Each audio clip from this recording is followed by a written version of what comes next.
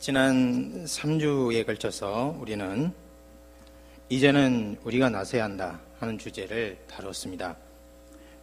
무엇을 위해 나서야 합니까? 현재 우리의 삶에서 어떤 부분이 회복되어야 할까요? 어떻게 신자가 그리스도인이 일상생활에서 고귀한 하나님의 백성으로서 살아갈 수 있겠습니까? 성경은 말합니다. 마땅히 행할 것을 아이에게 가르치라. 그리하면 늙어서도 그것을 떠나지 않으리라 하고 말합니다. 아버지가 나서야 합니다. 어떻게 그리스도인들이 일상에서 고귀한 하나님의 백성으로 살아갈 수 있습니까? 성경의 입장은 분명합니다. 지혜로운 여인이 있어야 한다.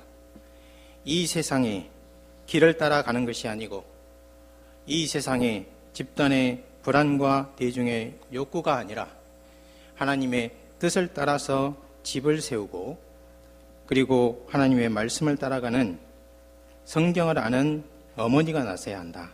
그렇게 말합니다. 어떻게 신자가 고귀한 하늘 시민으로서 이 땅을 살아갈 수 있습니까?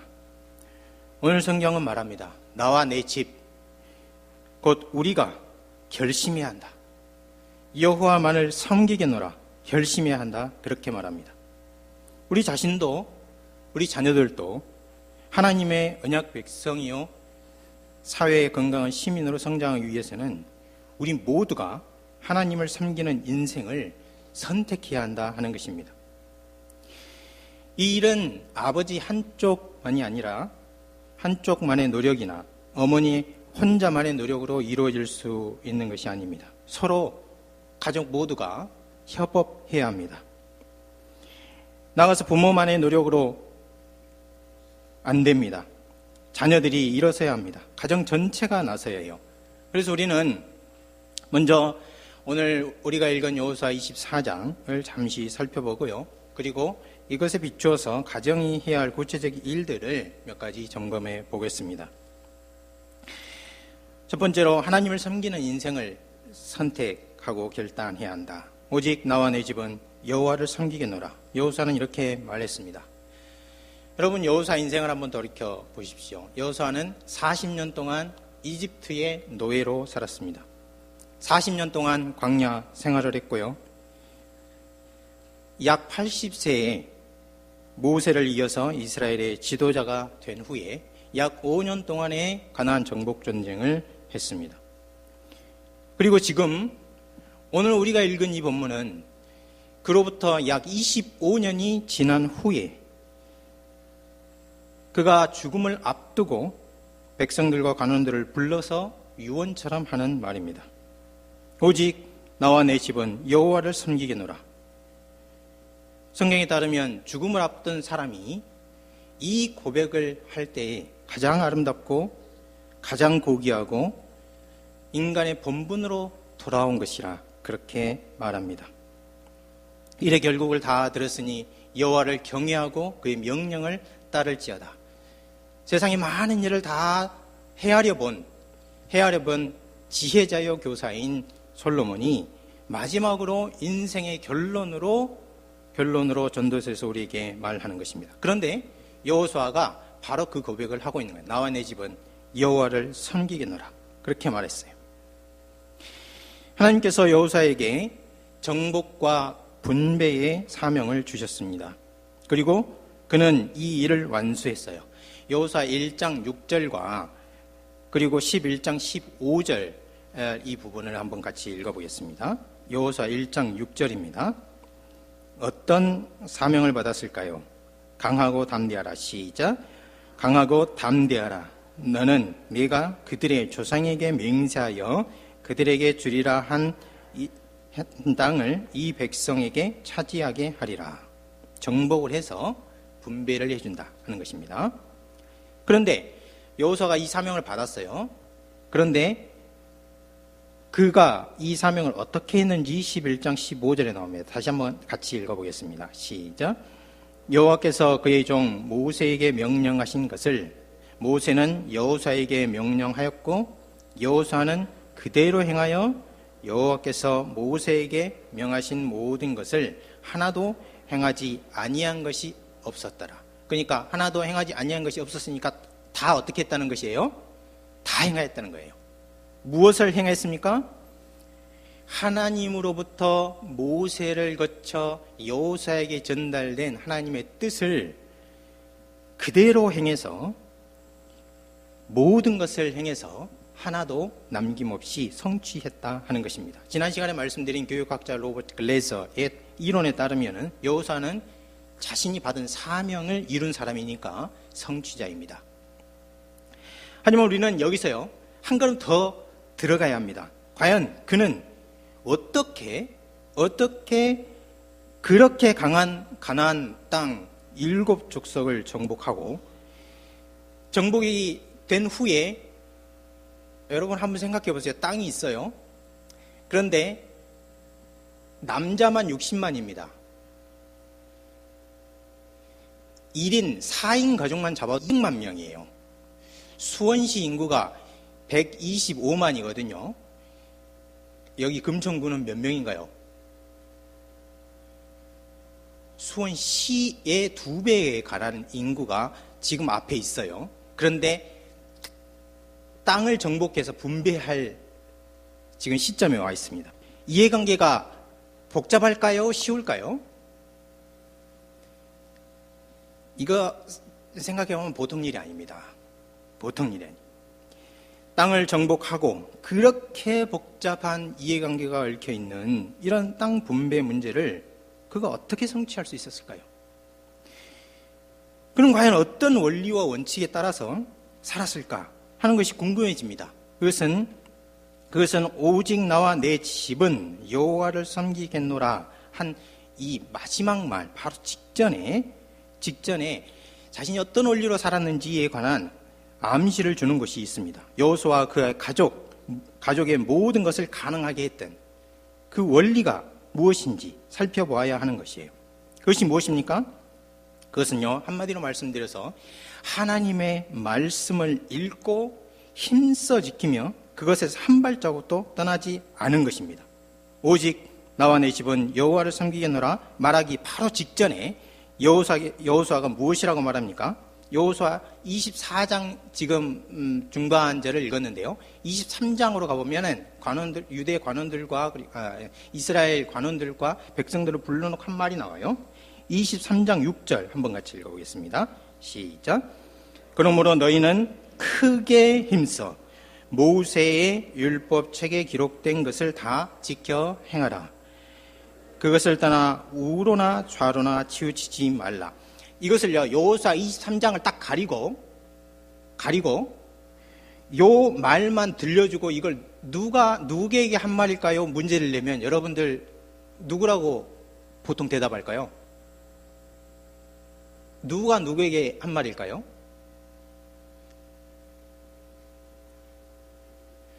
성경 퀴즈대회를 한번 해보세요. 보세요. 너희는 크게 힘써 모세 율법책에 기록된 것을 다 지켜 행하라. 그것을 떠나 좌로나 우로나 치우치지 말라. 이것은요, 여호수아에게 여호와 하나님이 한 말입니다.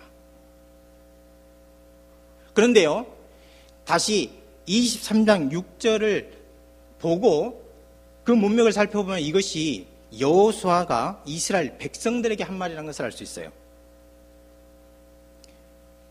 23장 6절하고 여호수아 1장 7절을 제가 비교해 놨는데요. 거기 보세요. 23장 6절 제가 읽어보겠어요. 그러므로 너희는 크게 힘써 모세의 율법책에 기록된 것을 다 지켜 행하라. 그것을 떠나 우로나 좌로나 치우치지 말라. 여러분이 1장 7절 한번 읽어보십시오. 이거는 여호수아에게 여호와 하나님이 한 말이에요. 그 위에 있는 것은 여호수아가 이스라엘 백성들에게 한 말입니다. 1장 7절 시작. 오직 강하고 극히 담대하여 나의 종 모세가 내게 명령한 율법을 다 지켜 행하고 우로나 좌로나 치우치지 말라. 그러니까 여호수아가 지금 하나님이 자기에게 한 말을 백성에게 그대로 하고 있다는 것이에요. 또 있습니다. 23장 9절을 보면은요, 이렇게 말하고 있어요. 함께 같이 읽어보겠습니다. 시작. 이는 여호와께서 강대한 나라들을 너희 앞에서 쫓아내셨으므로 오늘날까지 너희에게 맞선 자가 하나도 없었느니라. 한 사람도 맞선 사람이 없다는 거예요. 그런데 1장 5절에 보면 이거는요, 위에 23장 9절은 여호수아가 이스라엘 백성들에게 한 말이에요. 그런데 1장 5절은 하나님이 여호수아에게 한 말입니다. 이것도 한번 같이 읽어보겠어요. 시작. 내 평생에 너를 능히 대적할 자가 없으리니 내가 모세와 함께 있었던 것 같이 너와 함께 있을 것임이니라. 내가 너를 떠나지 아니하며 버리지 아니하리라. 자, 그러니까 무슨 말입니까? 여호수아는 30년 전에 하나님께서 자신에게 한 말이 있었어요. 그 말을 지금 30년 후에 이스라엘 백성들을 불러서 하나님이 했던 말을 그대로 백성들에게 하고 있는 거예요. 백성의 지도자들과 백성들에게 자신이 한 말을 그대로 하고 있다 하는 것입니다. 하나님의 말씀이 이것은 하나님의 말씀이 완전히 자기 사상과 자기의 것이 되지 않는 한 불가능한 일이에요. 또 설사 여호수아가 그런 말을 한다 하더라도 이스라엘 백성들이 그 말에 권위를 실어주고 그 말에 순종할 마치 여호와 하나님이 나에게 명령하신 것 같은 그런 권위로 받아들일 수 있느냐 하는 것은 또 다른 문제입니다. 그런데 이 말을 들은 이스라엘 백성들은 마치 하나님이 여호수아에게 명령하고 여호수아가 그 말에 준행하겠다 결심한 것과 같은 그런 결심을 합니다. 조금 이따가 이제 살펴보도록 하겠습니다. 하나님의 말씀이 여호수아에게 자신에게 완전히 자신의 것이 되고 여호수아와 그의 가족 전체의 것이 되었다. 그렇게 볼 수 있습니다. 여호수아 이전에 이렇게 말할 수 있었던 사람은 오직 모세밖에 없었습니다. 그래서 성경은 여호수아 첫 번째 부분에 1장 1절에 모세를 무엇이라 부릅니까? 여호와의 종이라 불러요. 여호와의 종. 그 말은 무슨 말이에요? 여호와 하나님과 일체가 되고 완전히 종으로서 여호와 하나님의 이 일에만 전념하는 그런 사람이다. 그런 뜻으로 볼 수 있습니다. 그런데요, 하나님의 말씀이 자신의 인생이 되게 했던 여호수아에게 지금 모세에게 썼던 그 동일한 호칭을 쓰고 있습니다. 여호수아 1장 1절과 24장 29절 한번 읽어보겠습니다. 여호수아 1장 1절 시작. 여호와의 종 모세가 죽은 후에 여호와께서 모세의 수종자 눈의 아들 여호수아에게 말씀하여 이르셨다. 여기서 보면은 모세는 여호와의 종이고요. 그리고 여호수아는 모세의 뭡니까? 수종자예요. 모세를 돕는 자입니다. 그런데 24장 29절에 가보면 이렇게 기록하고 있습니다. 같이 읽어봅니다. 시작. 이 일 후에 여호와의 종 눈의 아들 여호수아가 110세에 죽었다. 눈의 아들 여호수아를 뭘로 칭하고 있습니까? 모세를 부를 때 썼던 호칭을 쓰고 있어요. 모세의 수종자 여호수아가 이제는 자신의 존재가 하나님과 그분의 일에 연결된 그런 사람, 하나님의 종이 되었다 하는 것입니다. 이렇게 하나님께서 자신에게 주신 말씀을, 하나님의 일을, 하나님의 영광을 자신의 존재와 연결시켰던 여호수아, 그가 마지막에 한 말, 그것은 나와 내 집은 여호와를 섬기겠노라, 그렇게 말했던 것이에요. 그것이 원리요 원칙입니다. 그런데 이것은 한 사람의 인생, 그리고 한 가족의 인생을 넘어서 이 사람의, 그러니까 여호수아의 삶은 개인을 뛰어넘어 시대를 섬길 수 있는 그런 가치가 있었다고 여호수아는 증언합니다. 여호수아 24장 31절 한번 같이 읽어보겠습니다. 시작. 이스라엘이 여호수아가 사는 날 동안과 여호수아 뒤에 생존한 장로들, 곧 여호와께서 이스라엘을 위하여 행하신 모든 일을 아는 자들이 사는 동안 여호와를 섬겼더라. 그러니까 여호수아가 살아있는 동안은 이스라엘 사람들이 다른 신을 섬기고 싶어서 섬길 수 있었어요, 없었어요? 없었어요. 여호수아와 함께 동역했고 여호수아의 하나님을 섬기는 모습을 보았던 그 사람들은 어떻게 했습니까? 여호와께서 이스라엘에 행한 모든 것을 보았던 그 사람이 살아있는 동안은 여호와를 섬겼다, 그렇게 말하고 있어요. 그러니까 한 개인의 인생이 그 시대에 여호와를 섬기느냐, 여호와를 섬기지 않는 쪽으로 나아가느냐, 그것을 지탱해주는 버팀목과 같았다. 그런 가치가 있었다. 그렇게 볼 수 있는 것이죠.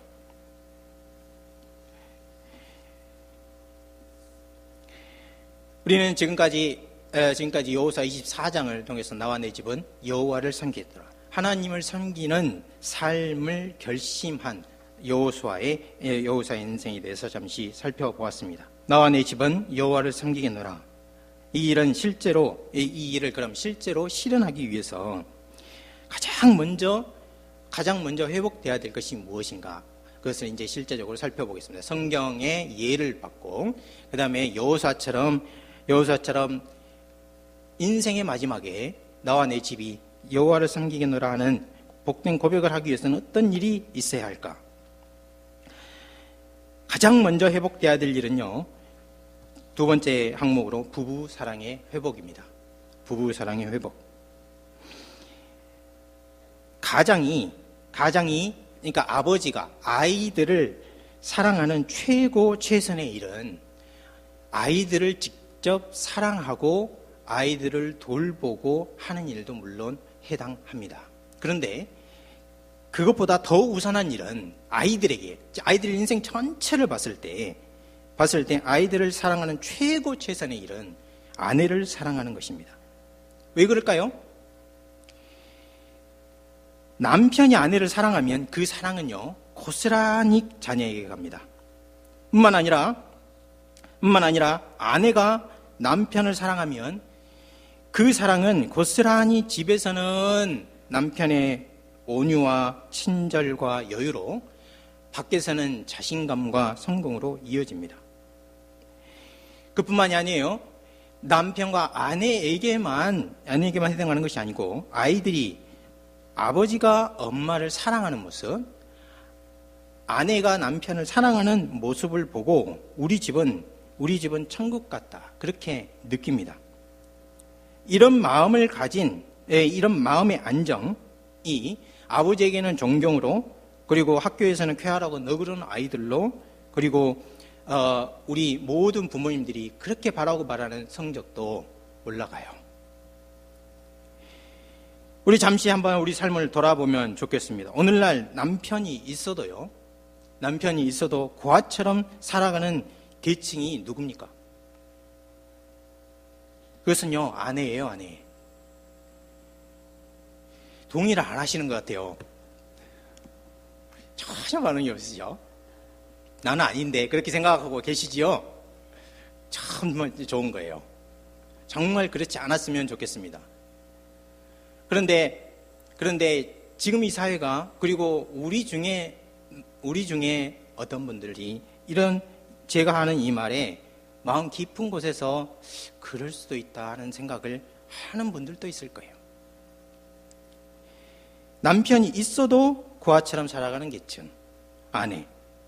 그런데요, 맞벌이라도 하면은 직장일과 육아를 모두 아내가 떠맡습니다. 대부분 요즘에 많이 이제 인식이 바뀌고, 그리고 협업이 시작이 돼서 그렇지 않은 경우도 있습니다만은, 아직도 우리나라 같은 경우는 육아가 아버지 일처럼 여기는 것을 매우 낯설게 생각합니다. 이런 상황에서요, 아내들이 50만 넘어가면 생각을 달리하게 돼요. 대우증권 미래설계연구소, 하여간 너무나 이름이 어려워요. 대우증권 미래설계연구소가 50세 이상 고객을 대상으로, 그러니까 남성, 여성을 따로 설문조사를 했는데요. 노후에 필요한 것이 무엇이냐? 이렇게 해서 설문조사를 했는데요. 남자의 경우는, 여기 이제 한다고 세웠습니다. 남자의 경우는 건강, 배우자, 돈, 이렇게 했고요. 여성의 경우는 건강, 돈, 배우자 이렇게 대답을 했습니다. 다시요. 남편들의 경우에는 그러니까 돈과 배우자가 바뀌어 있는 것이죠. 남편들 같은 경우는 이때 두 번째 배우자가 87%가 자기 아내였으면 이렇게 대답을 했어요. 근데 이제부터가 중요해요. 여성의 경우는요. 세 번째인데 내 남편이었으면 좋겠다라고 대답한 사람이 16%밖에 안 됐어요. 이게 무슨 말입니까 도대체? 50만 지나면 돈과 건강만 있으면 나 살 수 있겠다 이렇게 생각하는 거예요. 그리고 혹시 남편 옆에 남자가 있으면 좋겠다 했는데 자기 남편은 아닌 거예요.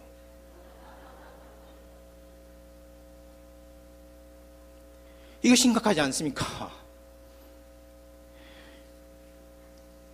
우리 남편들 한번 이거 심각하게 생각하고 한번 경각심을 가질 필요가 있습니다. 우리 남편들은요, 잠을 잘 때 보통 이제 육아가 시작되고 이제 30 중반에서 요즘은 결혼이 좀 늦으니까 30 중반에서 이제 아이 낳고 육아 시작되는데요. 신혼 때, 그리고 이제 아이가 한 둘일 때, 아이가 옆에서 자다가 깨요. 그러면 대부분은요, 계속 잡니다. 계속 자요. 아이가 계속 울잖아요. 그럼 짜증내요. 안 일어나요.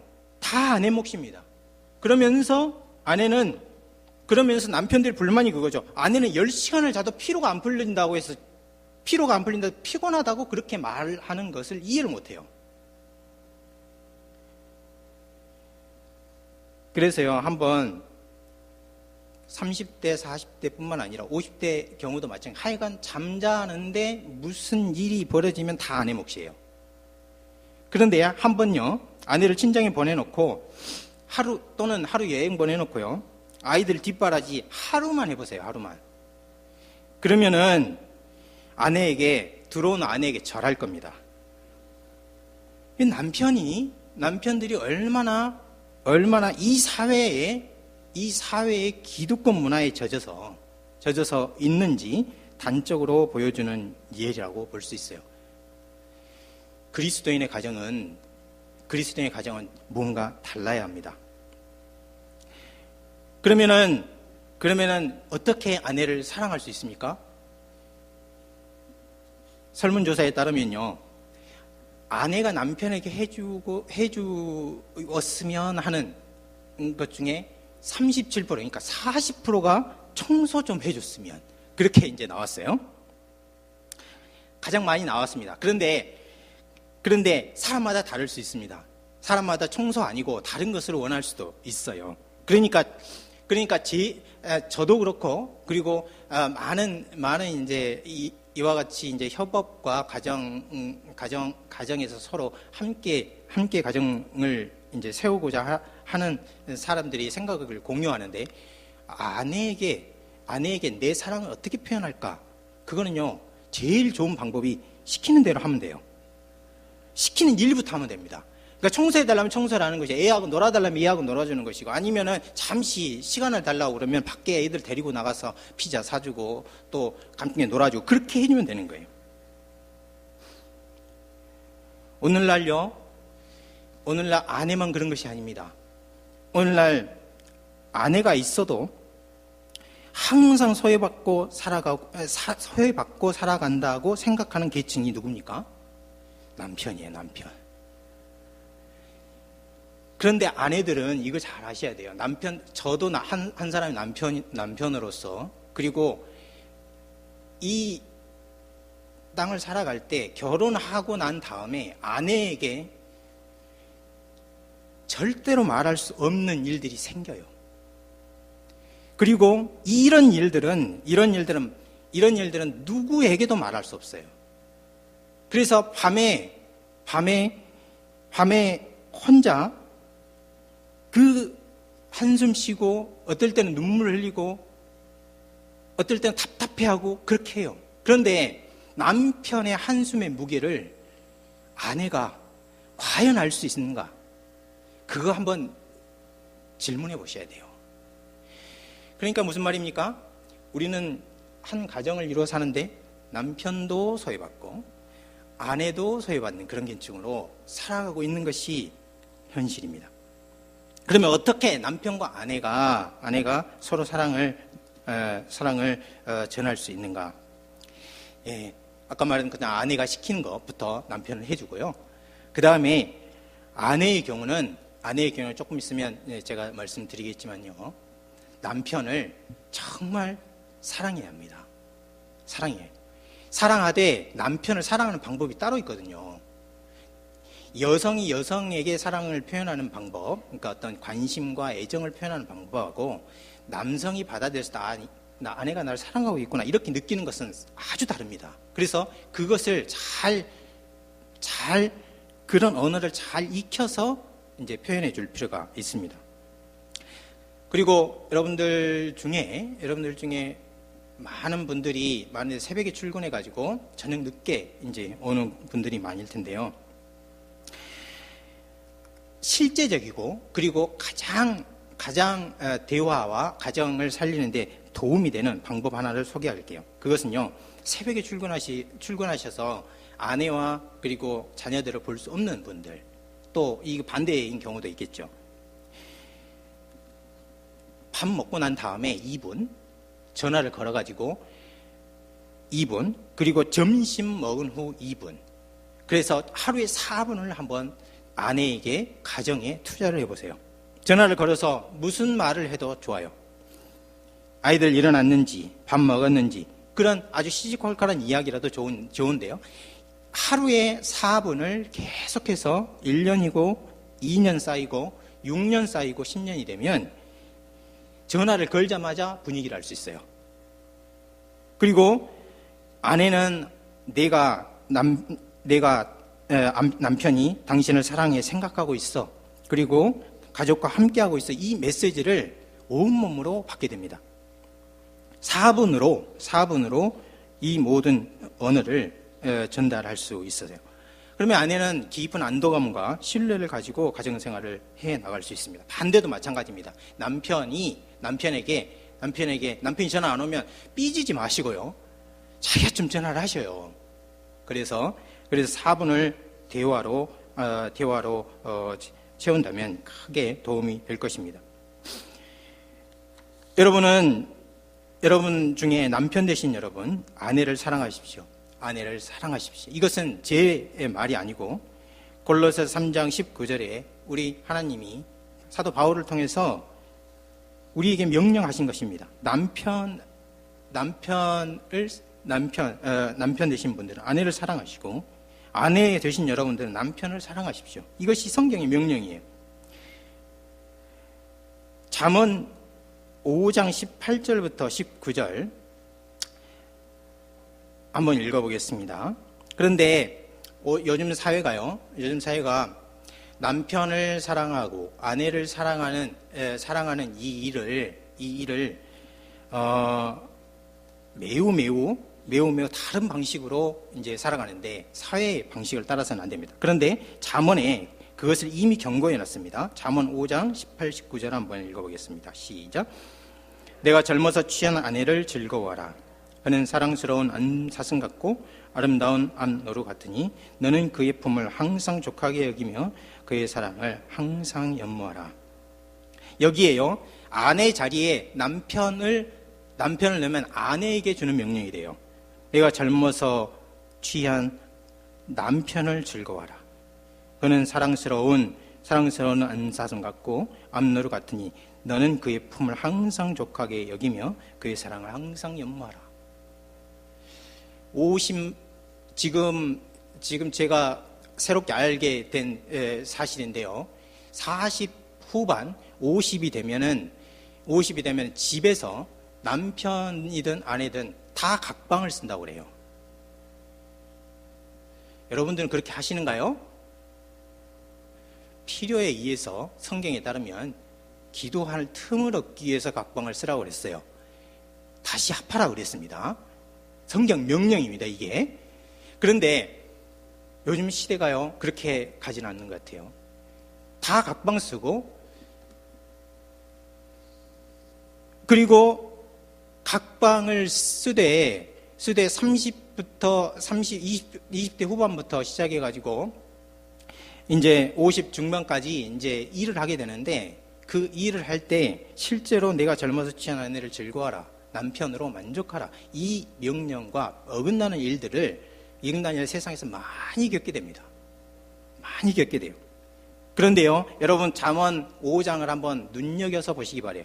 앞에 14절부터 시작해서 17절까지 그 뒤에 나오는 그 부분을 한번 눈여겨보시기 바래요. 한 아내로 즐거워하지 않고 한 남편으로 만족하지 않았을 때 오는 그 인생의 어려움은 이루 말할 수 없습니다. 그래서 남편을 사랑하시고 아내를 사랑해야 합니다. 이스라엘 나라는 실제로 이 일을 지키지 않아서 하나님께 호된 질책을 받아요. 이스라엘 나라가 망했습니다. 겨우 귀환했는데 하는 일마다 안 됩니다. 눈물과 탄식뿐이었어요. 하나님께 헌물을 드려도 하나님께서 받지 않으니까 이스라엘 백성들이, 포로로부터 귀환한 사람들이 도대체 왜 이러십니까? 하고 물어요. 하나님의 대답이 무엇입니까? 그것이 말라기 2장에 나와 있어요. 말라기 2장 14절부터 16절 한번 같이 읽어보겠습니다. 시작. 이는 너와 내가 어려서 맞이한 아내 사이에 여호와께서 증인이 되시기 때문이라. 그는 내 짝이요 너와 서약한 아내로되 내가 그에게 거짓을 행하였도다. 그에게 영이 충만하였으나 남은 것이 있을지라도 오직 하나를 만들지 아니하셨느냐? 어찌하여 하나만 만드셨느냐? 이는 경건한 자손을 얻고자 하심이라. 그러므로 내 심령을 삼가 지켜 어려서 맞이한 아내에게 거짓을 행하지 말지니라. 이스라엘의 하나님 여호와가 이르노니 나는 이혼하는 것과 옷으로 학대를 가리는 자를 미워하노라. 만군의 여호와의 말이니라. 그러므로 너희 심령을 삼가 지켜 거짓을 행하지 말지니라. 여기서 말하는 거짓은 남편이 아내에게, 아내가 남편에게 신의를 지키지 않는 거예요. 결혼해서 평생 동안 신의를 지키겠다는 약속을 지키지 않는 거예요. 그러니까요, 그 뒤에 일어나는 일들은 하나님께서 증인으로 나서서 하는 일마다 안 되게 하는 것입니다.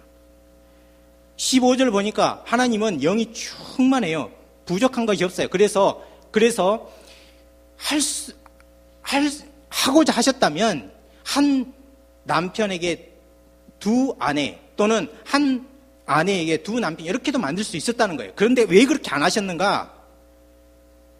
창세기에 한 남자와 한 여자로 결혼 제도를 완성하신 이유는 그 뒤에 나오죠.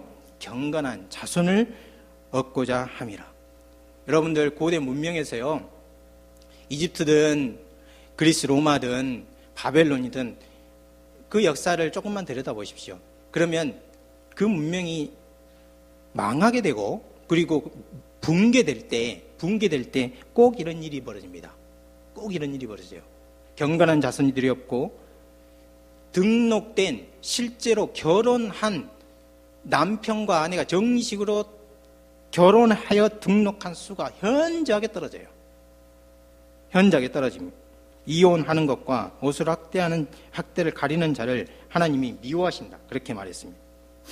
이것을 우리가 하나님이 싫어하시는 것인 줄 알고, 경고로 알고요, 젊었을 때 취한 아내, 젊었을 때 만난 남편을 사랑하고 만족하고, 그리고 그것을 귀한 것으로 생각할 줄 알아야 합니다. 부부사랑 회복이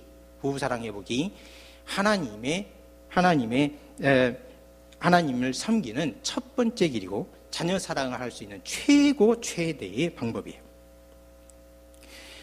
그 다음에 가정을 세우는 것이 어떤 유익이 있는가 하는 것을 세 번째 살펴보겠습니다. 마땅히 하는 바를 아이들에게 가르칠 수 있으려면 주님의 교양과 훈계로 양육하여서 가정 전체가 하나님을 섬기겠노라 결심하고 그렇게 실행하는 구체적인 방법, 그것은요, 아이들에게 인생의 제일 되는 목적을 보여주는 것입니다.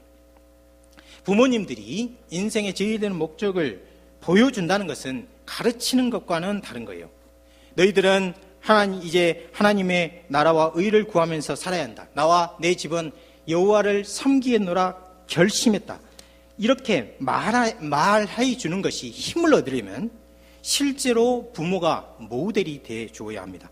모델이 될 때에만 그 말이 힘을 얻고 그 언어가 아이들의 삶이 될 수 있는 것입니다.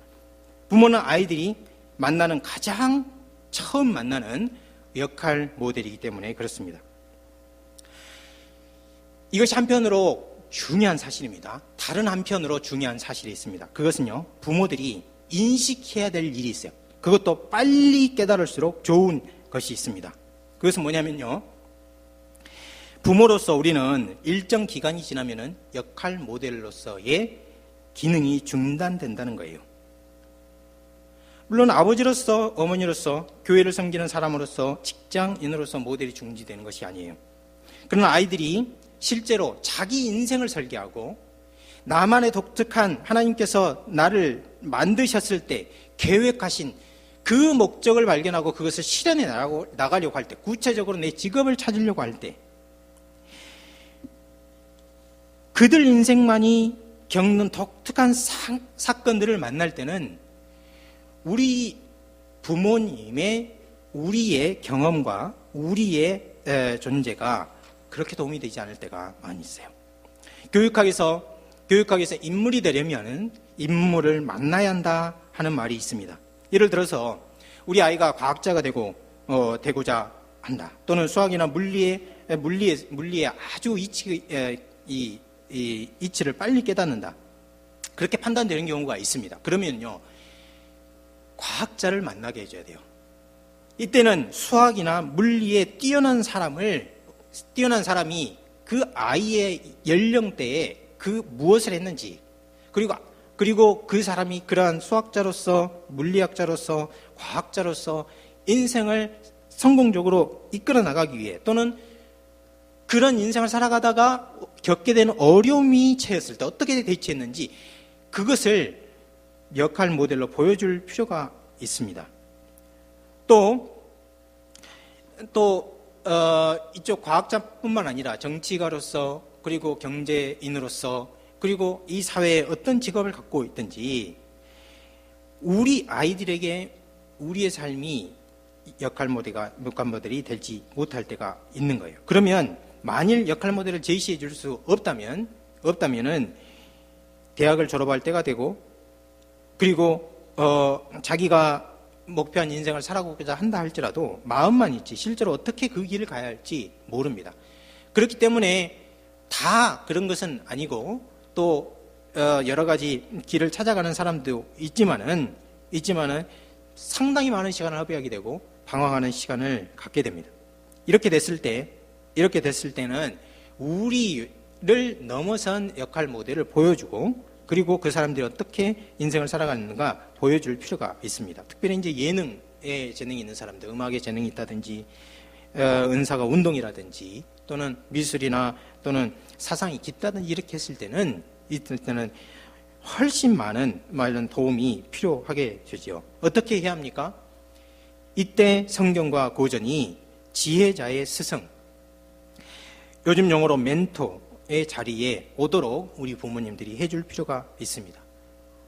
부부 사랑이 회복되고, 그리고 장기적인 목적을, 그리고 인생의 역할 모델을 주고자 하는 부모님의 결심이 섰을 때 전략을 어떻게 세워야 되는가, 성경과 고전으로 그들에게 멘토의 자리를 채워줘야 돼요.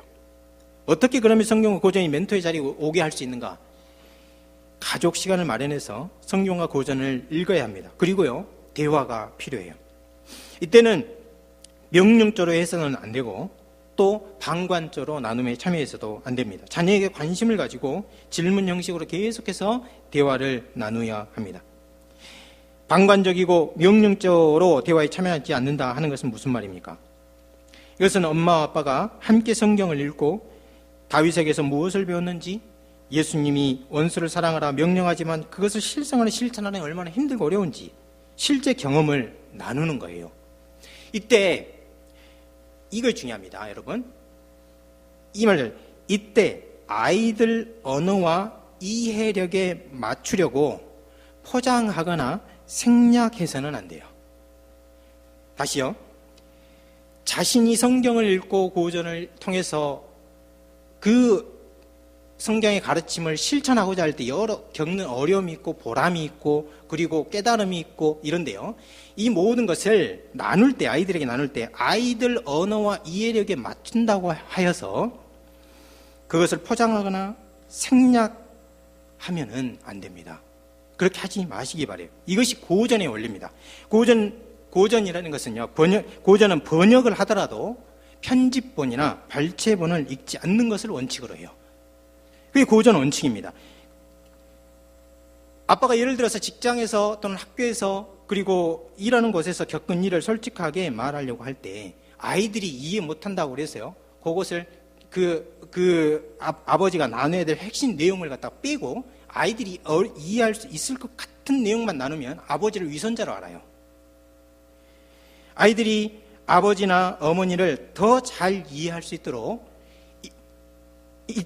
진솔하게 말하면 아이들이 우리가 생각하는 것보다 훨씬 사고력이 높습니다. 그리고 아이들의 영혼이 커요. 그래서 아버지 어머니 말을 이해하고 그리고 벌써 어린 나이부터 지금 친구들과 놀던 세계와는 더 넓은 세계가 있다는 것을 일찍 발견하게 됩니다. 고전에 반열이된 소설이나 사상을 읽을 때에도 이것이 성경과 어떻게 연결되어 있는지, 나에게 어떤 의미가 있는지, 나는 어떤 비판적인 시각을 가지고 있는지 이런 것들을 나누면은 대화가 풍성해지고, 그리고 이런 시간을 자주 반복하면요, 가족 모두가 하나님의 은혜의 통치 아래 들어가게 됩니다. 이렇게 되면은 여러분은 마치 큰 아주 견고한 성을 하나 갖게 되는 효과를 갖게 됩니다. 그리고 여러분의 성을 갖는 것이 아니고 그 성은 여러분의 자녀의 것이에요.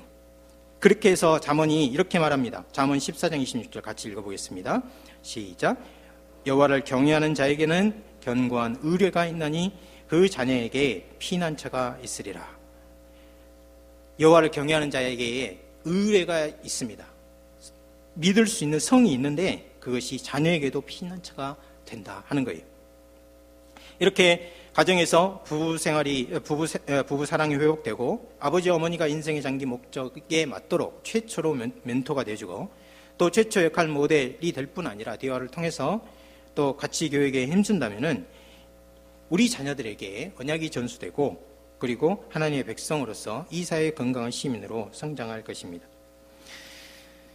그러면은 이제 조금 더 깊은 질문으로 들어가요. 우리가 성경과 고전을 읽고 가족 시간을 마련해서 그리고 우리가 역할 모델이 될 수 없는 그 막다른 골목에 이르렀을 때 성경과 고전이 멘토가 될 수 있도록 아이들에게 제시해 주려면 과연 그것을 어떻게 구체적으로 할 수 있을 것인가? 그래서 5번째입니다. 이건 한번 같이 읽어보겠습니다. 이게 여러분에게 굉장히 도전이 되고 충격이 될 수 있을 것 같아요. 자, 5-1번입니다. 같이 읽어봅니다. 시작. 텔레비전과 인터넷 청정지역 만들기. 이게 무슨 말입니까? 가정이 하나님 백성과 건강한 시민을 배출하는 사회 중심기관이 되기 위해서, 그리고 우리 가정이 모토가 여호사처럼 나와 내 집은 여호와를 섬기겠노라 하는 이 모토를 실현할 수 있으려면 무엇보다도 가정이 하나님의 말씀이 통치하는 것이 되어야 되는데, 하나님의 말씀이 통치하는 것은 다름 아닌 하나님의 말씀을 읽고 실천하는 사람들이 있는 것입니다. 성경 고전을 읽고 듣고 실천하는 것이 가정이면 가정에서 하나님 말씀이 다스리고요, 성경과 고전을 읽고 듣고 실천하는 것이 교회이면 교회에 하나님께서 계셔요. 그 지역사회면, 그것이 국가면 지역사회와 국가에 하나님께서 함께 하십니다. 그러면 왜 성경과 고전입니까? 여러분, 지난 130년 동안 우리가 복음을 받은 후에 우리는 신자든 교회든 성경을 어떻게 읽었습니까?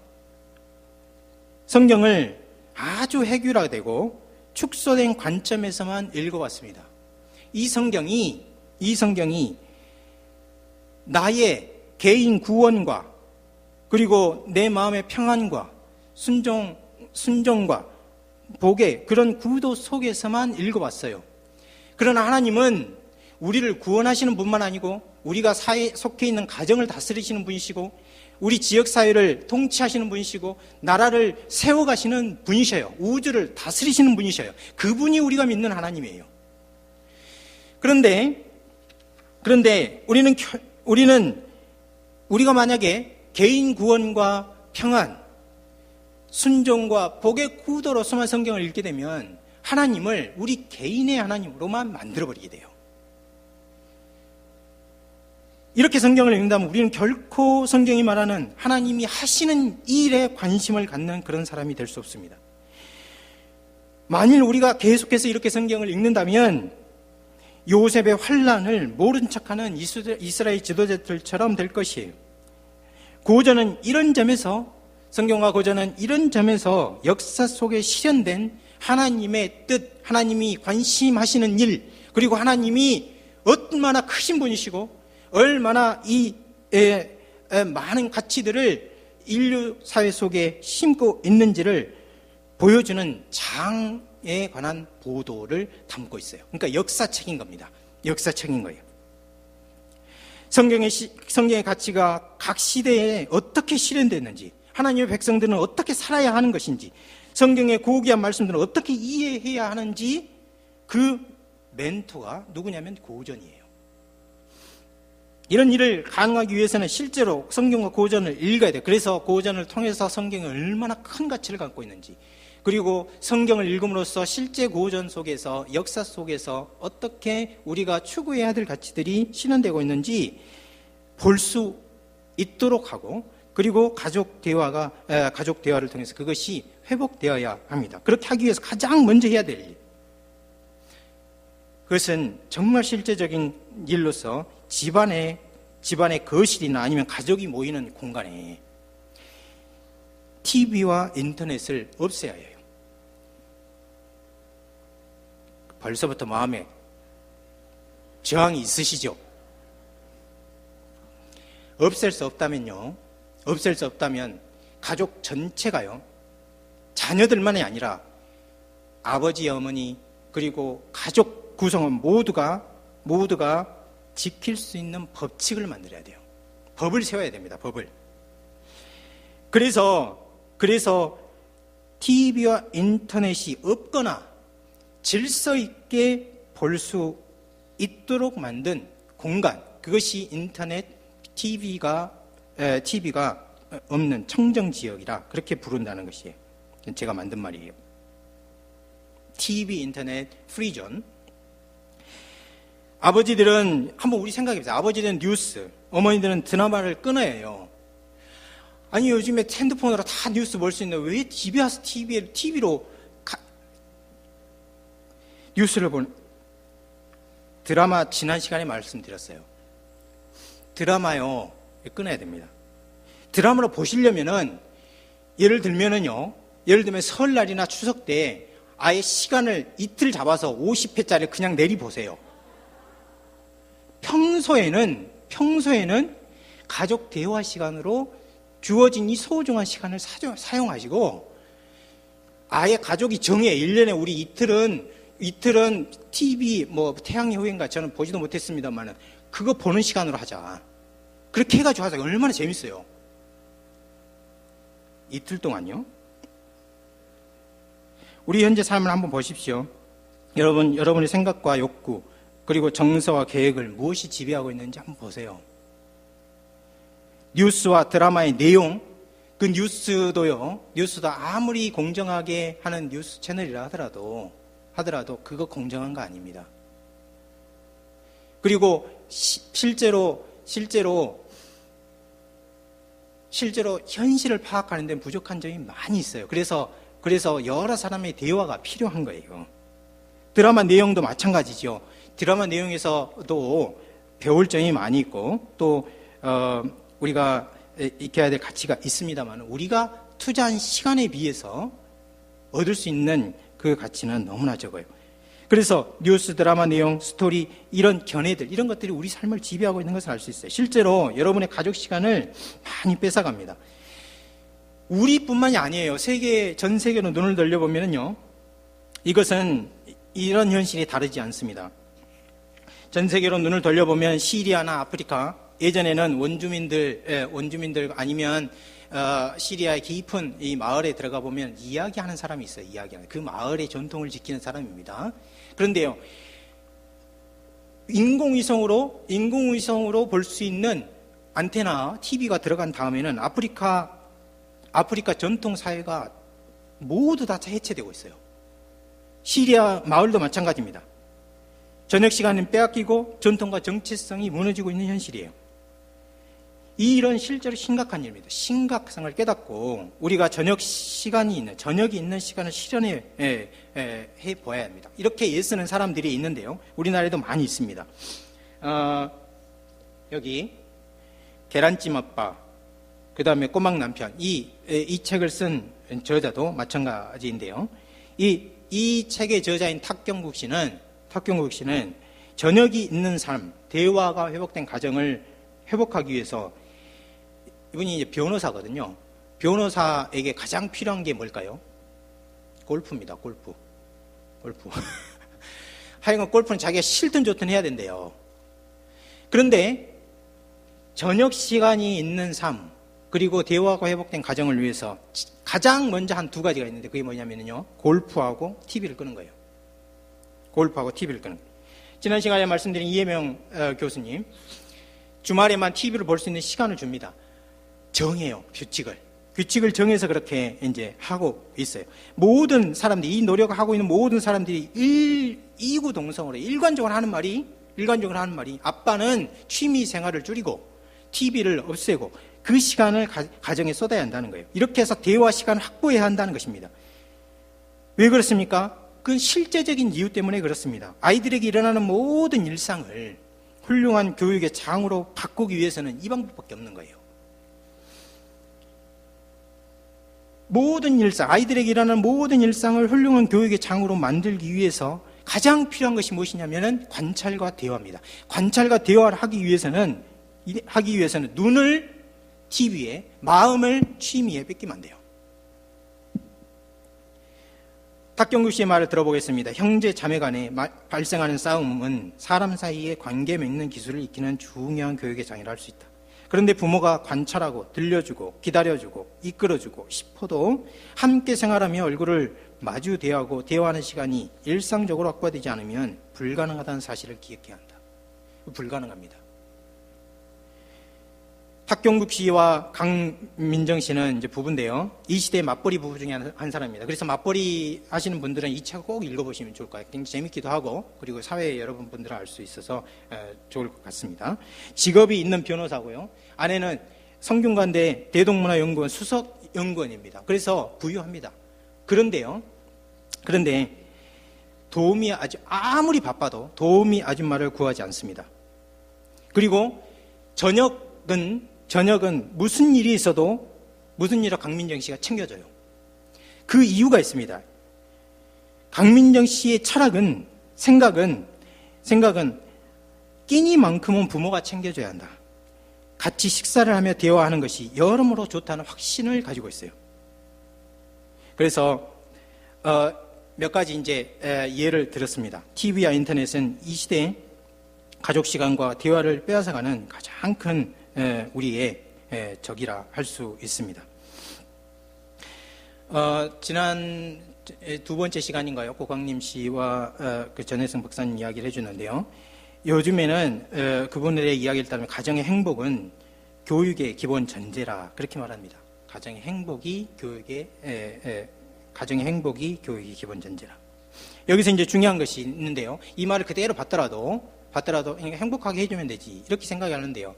이게 이제 중요한 점이, 가정의 행복이 교육의 기본 전제라 했을 때 옛날에는 행복을 이렇게 생각하고 지금은 옛날에 생각했던 그 행복의 기준과 달라지고 있다는 거예요. 많이 바뀌고 있습니다. 이전처럼 우리 성장시대처럼 굶주리는 시대가 아니기 때문에 먹고 사는 것을 넘어서는 행복을 찾는 시대가 됐습니다. 여기서요, 남편과 아내, 자녀들이 가장 필요한 것이 무엇인가? 변화하는 시대, 그리고 일반 생계를 넘어선 행복을 확보하기 위해서 필요한 것이 대화입니다. 대화. 현재 우리의 삶은 체력이 남아있을 때 운동으로, TV와 인터넷에 시간을 썼고, 체력이 소진됐을 때는 잠의 시간을 온전히 바치고 있는 그런 시대입니다. 이렇게 하다 보니까 가족들은 공간을 공유하긴 하지만 스스로 소외당한 그런 느낌을 받게 됩니다. 여러분, 한번 생각해 보십시오. 여기요, TV 얘기를 이걸로 하고 마치겠어요. 여기 한 가정이 있습니다. 제가 이렇게 눈이 부탁을 했는데도 돌아가서는 계속해서 드라마 보고 계속해서 TV와 친구하면서 30년을 지냈다고 생각해 보세요. 여호수아처럼요. 그러면 30년 후에 어떤 모습의 가정이 될 것입니다. 그런데 오늘 당장 규칙을 정하거나 아니면 아예 없애는 방식으로 가정의 대화 공간을 만들고, 그리고 TV와 인터넷 청정 지역을 만들어 놓은 후에 30년을 가족과 대화하고 서로 어떤 것을 느끼고 생각하고 살아가는지 나누고 하나님의 말씀을 지속적으로 읽고 하는 가정이 있다고 생각해 보십시오. 그러면 두 가정이 있어요. 한쪽은 TV에 지배를 받는, 통치를 받는 가정이고요. 한쪽은 성경과 대화와 고전이 지배하는 가정이에요. 그러면 차이가 날까요, 안 날까요? 30년 후에 그 가정에 전혀 똑같이 지금과 같은 모습일까요? 분명히 변화가 있을 것입니다. 그 차이는 1, 2년 갖고 판단이 안 돼요. 세월이 지난해 우리가 하나님 앞에 설 그 시간이 됐을 때 진심으로 여호수아와 같이 나와 내 집은 여호와를 섬기겠노라 하는 말이 마치 자녀들은 그게 아버지의 존재처럼 느껴지는 그런 시기가 오는데요. 두 번째 가정이 그렇게 될 거예요. 첫 번째 가정은요, 아버지가, 어머니가, 부모님이 실제로 저 말을 이해하고 있을까 고개를 갸우뚱할 겁니다. 분명한 차이가 날 거예요. 베드로전서 4장 2절 3절 한번 같이 읽어볼까요? 베드로전서 4장 2절 3절 같이요. 시작. 그 후로는 다른 사람의 정욕을 따르지 않고 하나님의 뜻을 따라 육체의 남은 때를 살려 함이라. 너희 음란과 정욕과 술 취함과 방탕과 향락과 무법한 우상 숭배를 하여 이방인의 뜻을 따라 행한 것은 지나간 때로 족하더라. 지나간 때로 족하더라. 이런 이유로 거실을 TV, 인터넷 청정 지역으로 만들 필요가 있습니다. 그리고 성경과 고전을 읽고요, 대화를 회복시켜야 합니다. 대화를 회복시켜야 해요. 전혜선 목사님이 이렇게 말했습니다. 세계화가 급속하게 진행되고 있는 만큼 우리 아이들이 이제는 세계를 이끌 리더가 될 가능성이 많아지고 있다. 재주가 뛰어날수록 더 큰 덕이 필요하다는 얘기다. 그리고 자기 아이만 잘 키워서도 안 되고 남의 아이도 잘 될 수 있도록 도와야 한다. 우리는 이런 생각을 미리 해야 합니다. 미리. 지금 이 시대는 재주가 뛰어나면 뛰어날수록 위로 올라가 지배하려고 하지, 더 큰 덕을 가지고 더 큰 가치를 가지고 남을 섬기려는 그런 생각을 많이 못 해봤습니다. 그러나 지금부터는 앞서가서 할 필요가 있어요. 아니 앞서가는 것이 아니라 이미 늦었는지도 몰라요. 그래서 우리 모두가 함께 이 일을 해야 합니다. 전도서에 보면요, 두 사람이 한 사람보다 낫다 그랬습니다. 한 사람이 유혹이 있다 하더라도 옆에서 친절하고 그리고 인내심을 갖고 도와주면 그 일을 할 수 있어요. 자녀가 TV에 또는 아버지가 어머니가 드라마 이렇게 돼 있을 경우 함께 이 일을 정해서 하면요, 다 이룰 수가 있습니다. 그 다음에 5-2번 아까 말한 이런 가정을 이루기 위해서는 이런 중요한 기관을 만들기 위해서는 어떻게 해야 되는가? 첫 번째, TV와 인터넷 청정 지역 만들기 했고요. 2번을 또 같이 읽어보겠습니다. 시작. 좋은 학원, 과외 대신 행복한 가정 만들기. 지난 시간에 이제는 어머니가 나서야 한다 해서 사교육 얘기를 조금 했습니다. 제 개인 얘기를 좀 할게요. 저는 오랫동안 신학교에 가기 전에 오랫동안 학원 강사, 과외 선생을 해봤습니다. 대학 시절에 학비와 생활비를 벌어야 했어요. 그래서 학원에서 학원 강사가 무슨 일을 하는지, 그리고 과외 선생님이 무슨 일을 했는지 누구보다 잘 압니다.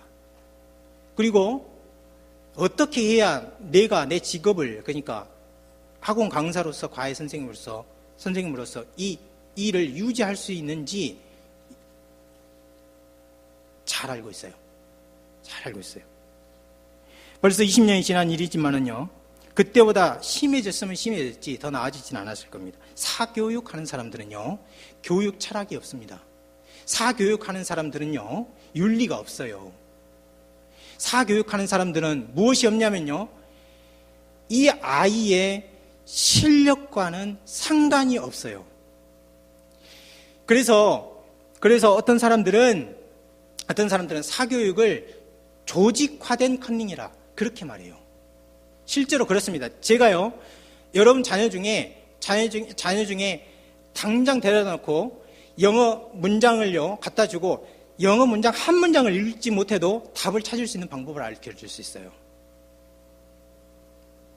대신 돈 많이 주셔야 할 수 있어요. 강북에서 강남으로 내려오면요, 이것이 훨씬 심해집니다. 그래서 대치동 부러워할 필요 없습니다. 거기 가서요, 스스로 학생이 스스로 자기가 계획을 세우고, 그리고 스스로 자기주도적으로 공부를 할 수 있는 사람을 길러내는 것이 강남이 아니에요.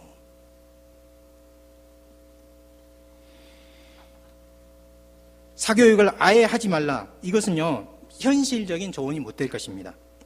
하지만 사교육의 성격을 이해하고 여러분이 했으면 좋겠어요. 과외나 학원은 중학교 때는 효과가 있다 그럽니다. 하지만 고등학교에 가면은요, 효과가 없어요.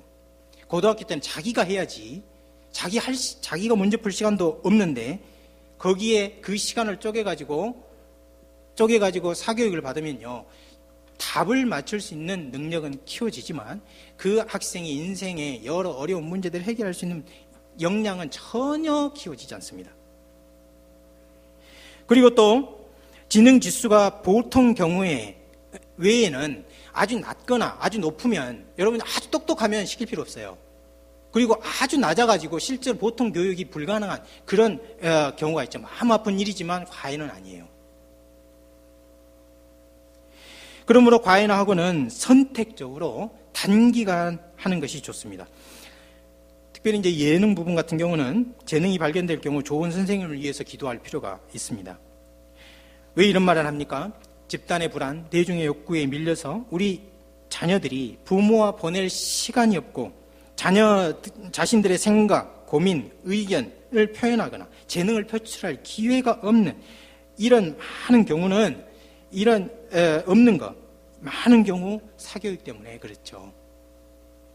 그렇기 때문에 사교육을 아예 하지 말라 이렇게 하는 것은 현실적인 조언이 못 되나, 사교육의 성격을 잘 알고 그것에 맞춰서 여러분 자녀의 소중한 시간을 뺏어가지 않도록 그렇게 해주셨으면 좋겠습니다.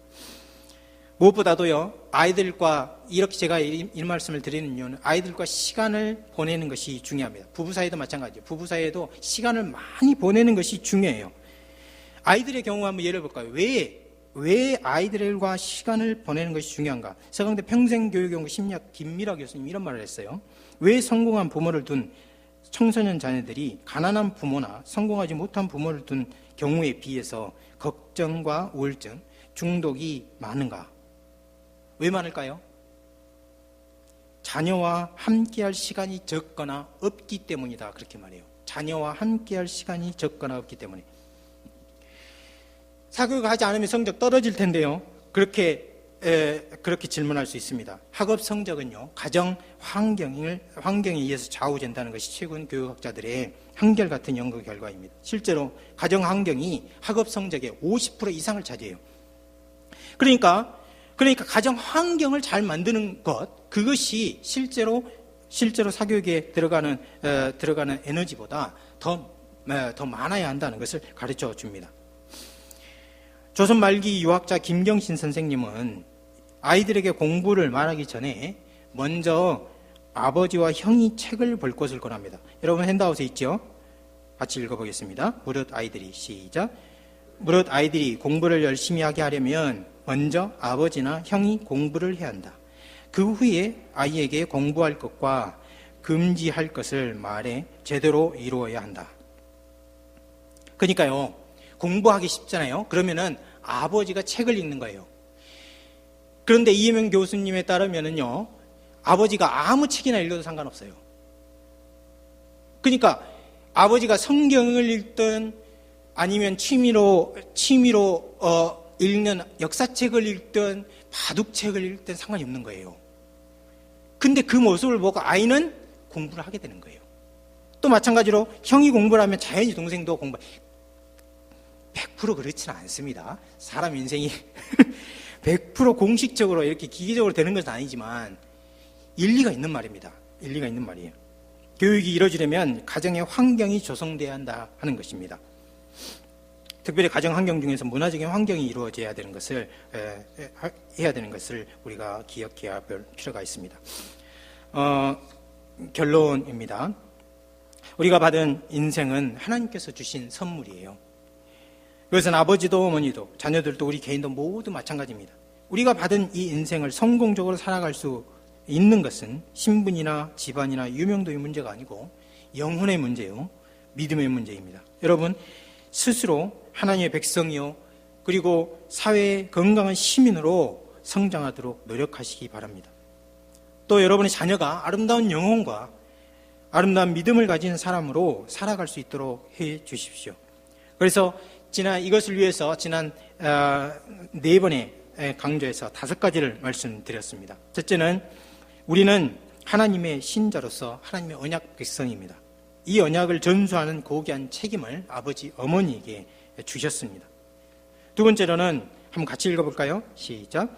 아버지로서 가족 시간을 마련하고 성경과 고전을 읽어주며 대화를 잘 이끌어 주십시오. 세 번째는요, 어머니로서 성경 문맹을 퇴치하고 노력하고 성경과 고전 아래서 집단의 불안과 대중의 욕구에 지배당하지 마십시오.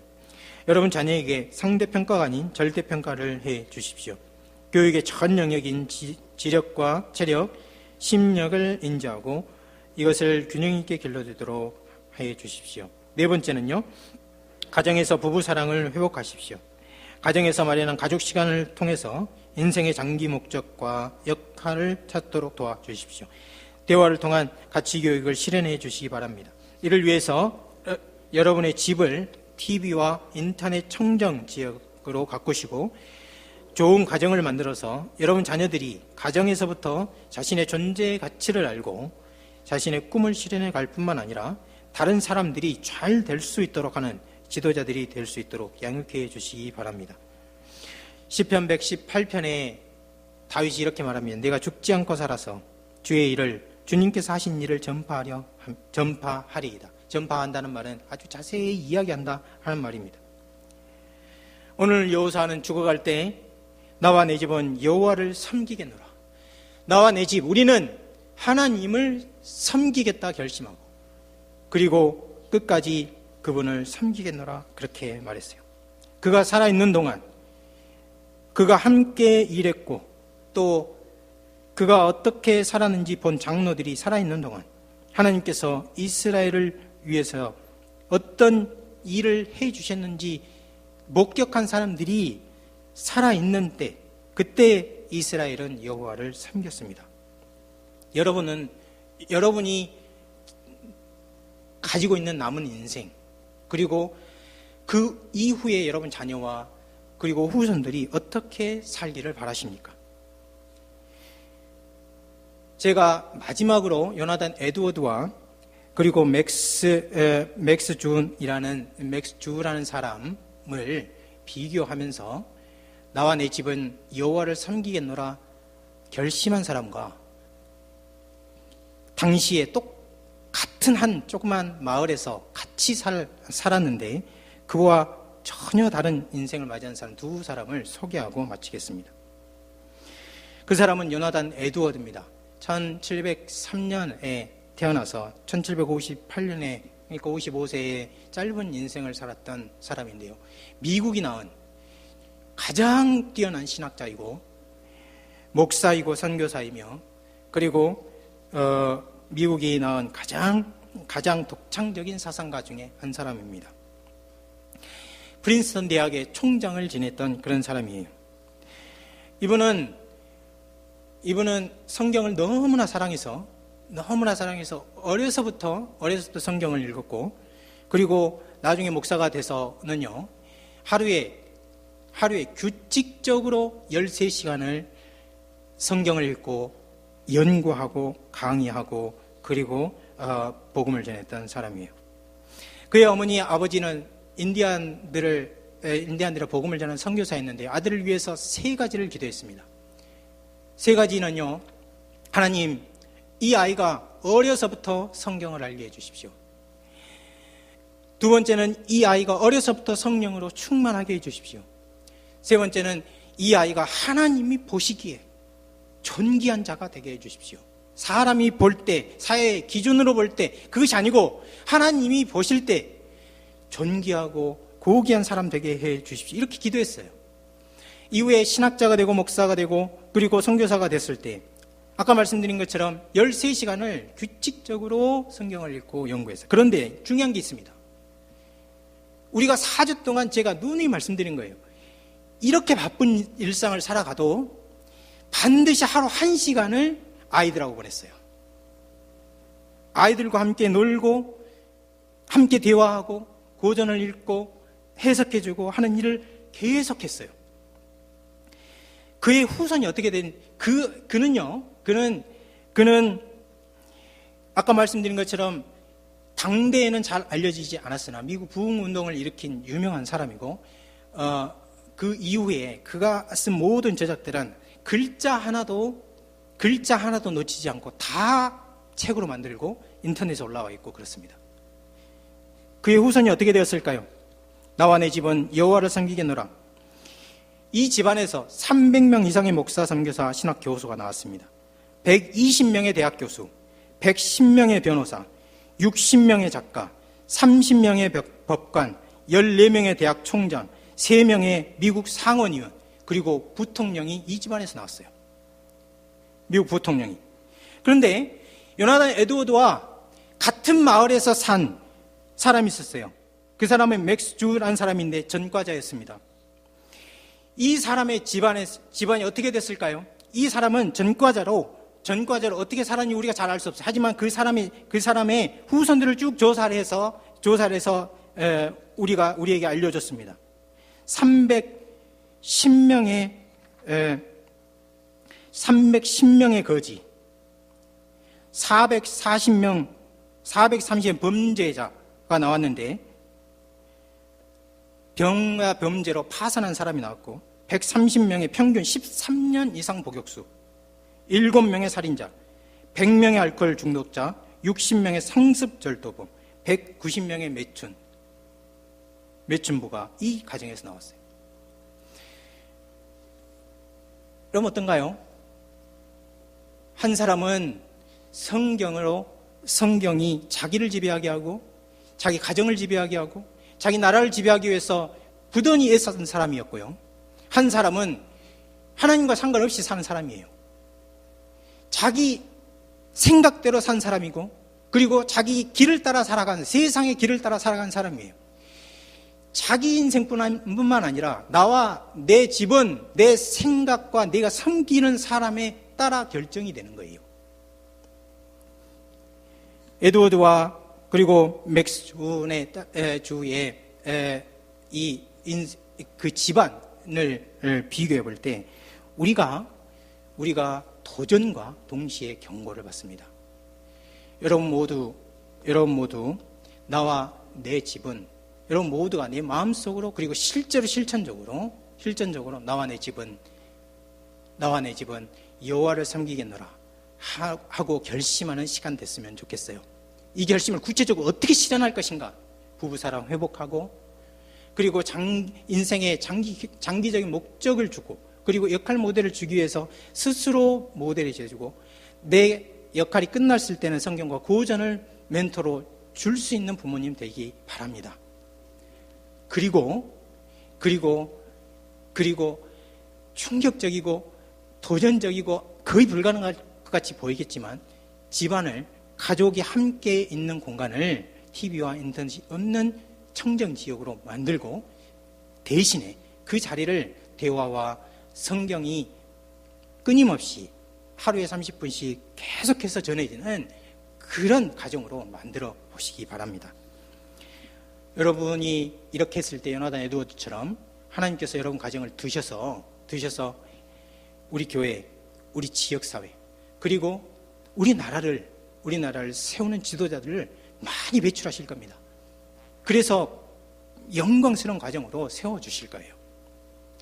그러면 하나님이 세상을 창조하신 이후에 자기 백성이 어떻게 사는가 계속 보실 텐데 얼마나 보람이 되겠어요.